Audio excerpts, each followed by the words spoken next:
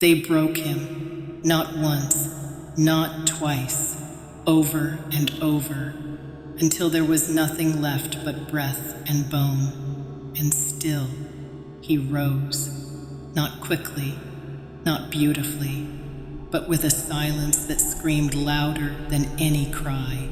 He didn't return the same. He returned rewired. What used to hurt him now fuels him. What used to break him now builds him. There is no more fear, only fire. No more doubt, only direction. They thought they defeated him, but what they did was erase the man so the monster could take his place. And monsters don't lose.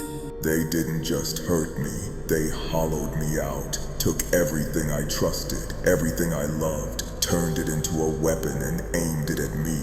I watched them smile while I bled in silence. No apologies, no second chances, just the echo of laughter in the dark.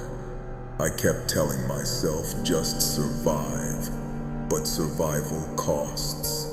And I paid it with every part of myself that still believed. They called it weakness. I called it loyalty. They called it love. It was a setup. And when they walked away, I didn't cry. I didn't beg. I sat in the dark and waited for the pain to turn into something else. And it did. No one came. No voice in the dark. No hand to lift me. Just silence. And the sound of my own breath trying to convince me I still mattered. I didn't. Not to them. But I started to matter to something else. To the fire growing inside. It didn't come with light. It came with weight. Heavy, sharp, unforgiving. At first, I resisted, still clinging to who I was. The old me, the one who needed, who hoped, who waited. But pain teaches fast, and darkness doesn't care about your past. I stopped fighting it, started listening, and in the silence, I heard it. You're not broken, you're being rebuilt. So I stayed down, not because I was finished, but because the version rising next wouldn't need to explain himself. I rose in pieces, not clean, not proud, just one rep at a time, one step, one breath that didn't belong to weakness anymore. No more questions, no more hoping for fairness, just work. I rebuilt myself with every failure they laughed at, with every sleepless night they forgot I existed.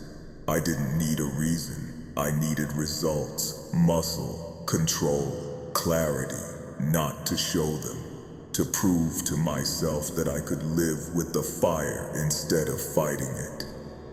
I didn't walk like I used to. I moved with intention. I didn't speak like before. My silence said more than their screams ever could. I wasn't healed. I was forged. And the man they thought was gone was just getting started. I buried him. The version of me that cried in silence, that waited for permission, that begged for peace. I gave him a grave deep inside my chest, not with hate, with recognition, because he carried me as far as he could. But he wasn't built for what comes next. I stopped pretending to be soft, stopped trying to fit where I was never welcome, and in that space, I let the monster breathe, not the savage they fear, the structure they can't escape, the one who moves with purpose, who doesn't chase but draws in conflict and crushes it with calm precision. I didn't lose my humanity, I sacrificed it, because peace is not given, it's taken, held, protected by something brutal, something unforgiving. And now I don't walk with emotion, I walk with intention. I don't seek revenge, I outgrow it. I don't explain my silence. It speaks louder than anything they could handle. I've learned the truth. Power doesn't roar. It listens, it waits, it chooses. I don't crave forgiveness. What I became doesn't require it. They want closure. I offer clarity. I am not angry. I am not broken.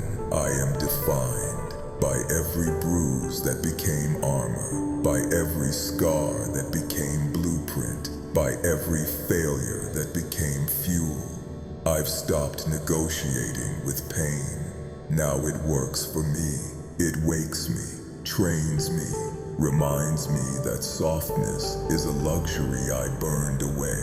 I'm not looking to be seen. I'm looking to be remembered, not with kindness, with consequence. I don't walk into rooms, I shift them, not because I want attention, because I carry gravity now.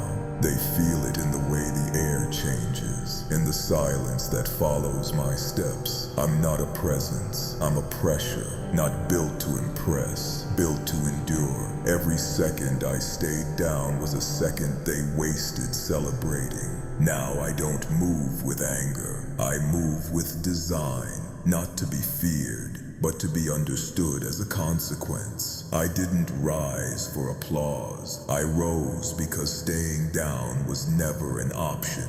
And now they recognize it. Even if they won't say it, they know I'm not chasing anymore.